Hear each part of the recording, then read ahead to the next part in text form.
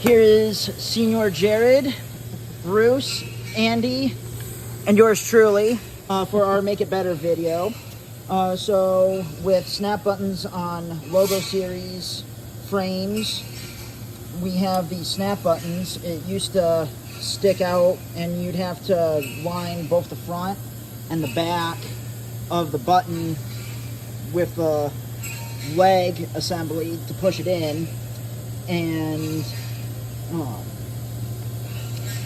trying to get both to go in at the same time was kind of tedious, but thanks to Bruce and Jared's ingenuity of thinking better, we made a notch so that the back side sticks up inside the scissor, and then all you have to do is push the button and it's a little bit quicker.